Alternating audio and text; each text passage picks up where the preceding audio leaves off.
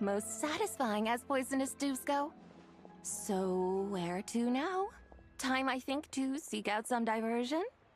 Oh, there's plenty of entertainment options in Liyue. Paimon will tell you that. The locals like to drink tea, walk their pets, play chess, watch operas, attend storytelling performances.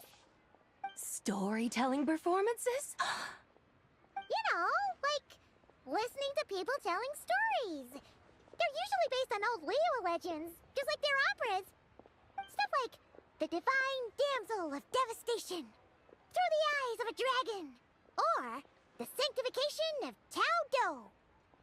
What about the story of the bright moon that sits in the sky above us? Paimon doesn't think she's heard that one. Still, the moon does come up quite a lot. It's even in the name itself. The Yue in Liyue actually means moon. Since we're on the subject, you like telling stories yourself, right? Why don't we go check it out? In that case, I'll have to trouble the two of you to lead the way. Awesome! Let's go! Third round knockout, here we come! What a tongue twister.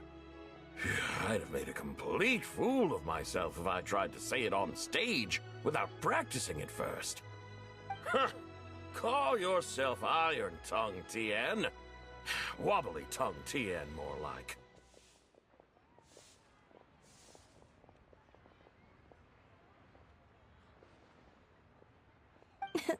I used to have that problem a lot.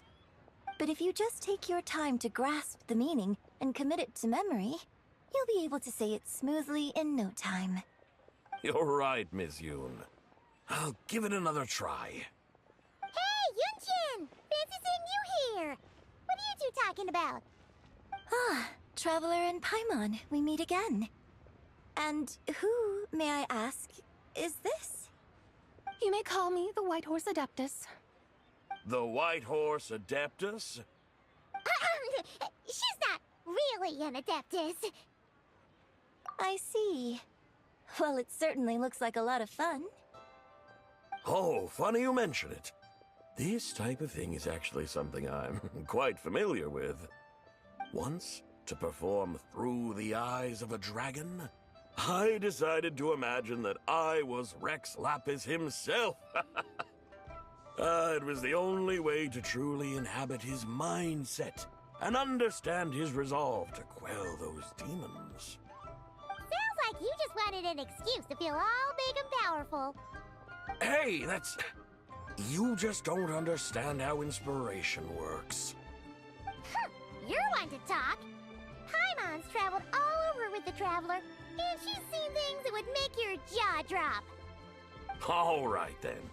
Since you claim to be so knowledgeable, why don't you prove it by reciting an ancient poem? An ancient poem? Which one? Ha! See? You mean to tell me you've never even heard of the ancient poem called An Ancient Poem? What kind of a title is that? Quit teasing, Paimon. We only just found out about that ourselves. He's talking about the writing on those ancient relics. When we first saw it, we couldn't figure out what it all meant. So in the meantime, we decided to just refer to it as an ancient poem. However, thanks to the painstaking work of the scholars who were tasked with decoding it, it seems like that's exactly what it was. Or rather, an ode offered in veneration of the moon and the White Horse Adeptus. Oh yeah! Didn't Keqing mention that before? It's got something to do with Long Gone, right? That is correct. The Ministry of Civil Affairs has issued a notice stating that, although it is true that the moon may disappear tonight, we should be in no danger. In other words, there's nothing to fear. But if you're worried, we can always take a leaf from the Book of the Ancients. By reciting this poem, I mean, and calling for the White Horse Adeptus' aid. If we do that, I'm certain she'll protect our moon and keep us safe. Oh, seriously? Paimon has to get a look at this.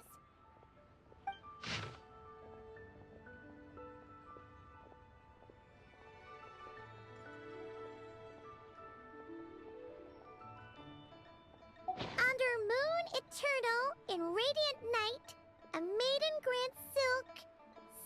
Iridescent light? What in Tivat's that supposed to mean? Under moon, iridescent, in night divine. Blah blah blah, something cloth so fine. Something about fields being plowed, something else about seeds being sown from the earth. Seriously? What is this? The fields are plowed, the seeds are sown, and from the earth, life is grown. Whoa! You did that without even looking! Bravo! Bravo! We have an expert in our midst. Looks like this young lady really does know her role inside out. If I didn't know any better, I'd have taken her for the real deal. That's because I am the real deal. That's the spirit. This is exactly the kind of mindset I was talking about.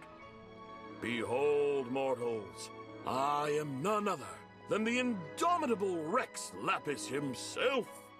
Kneel before my godly splendor. Believe me, young lady, I know exactly why you do it. Back in the day, I was just like you. I must say you are rather amusing as mortals go. Miss Whitehorse Adeptus, it is a great pleasure to make your acquaintance today. I have some questions regarding the poem, and I was wondering, perhaps, if you might be able to shed some light on it? You want me to explain the full meaning of its verses? Your guidance would be much appreciated. Fascinating.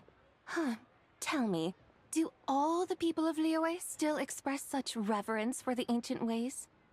Well, it's true that we hold a deep fondness for our history, but it is hardly our only pursuit. One of my good friends, for instance, is even more devoted to the modern Fontanian art of rock and roll. Exactly!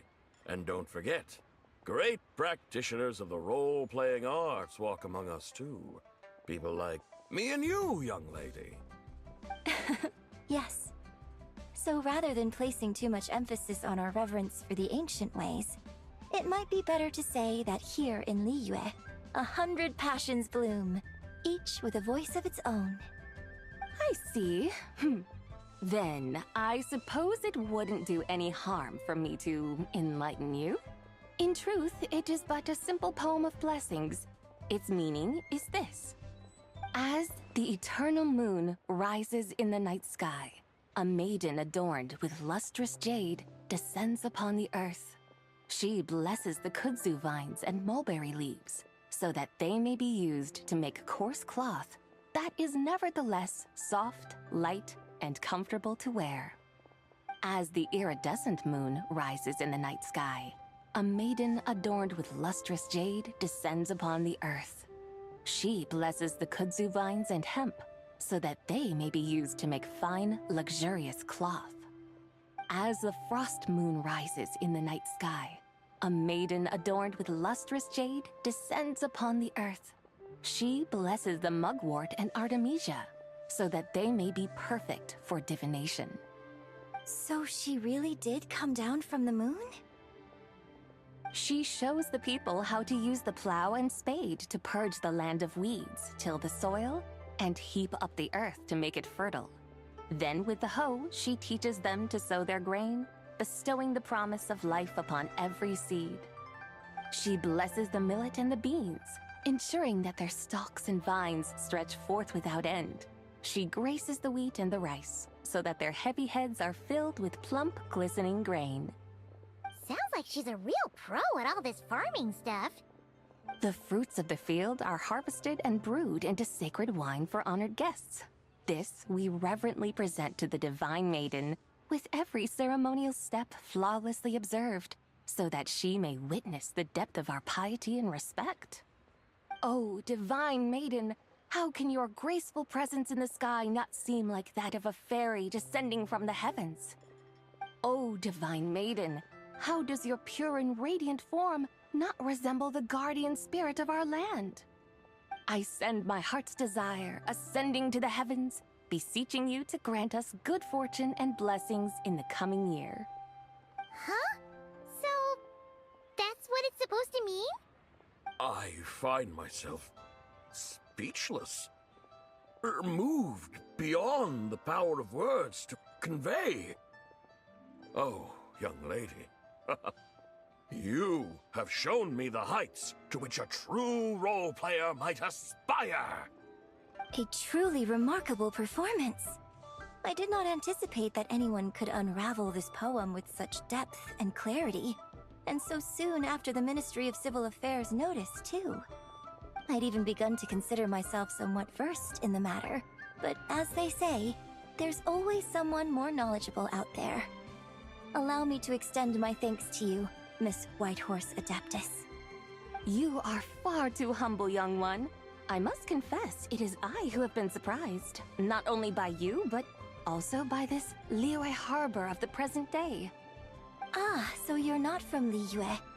And what, may I ask, has surprised you about it? Oh, it's nothing really. Just some old memories scattered here and there. Very well, my guides. I suppose it is time we set forth on the next part of our excursion. I'd like to go see that wharf now. What say the two of you? No problem. We'll take you wherever you want. Oh, leaving so soon? Before you go, allow me to introduce myself. I am Yunjin, director of the Yunhan Opera Troupe. May I ask your name in return? My own name is scarcely worth mentioning, but since you asked, perhaps I'll tell you the title of that poem instead. Huh? So, it isn't actually called an ancient poem? Of course not. Its real title is Odes of Long Zabai. Odes of Long Zabai. All right then, until we meet again.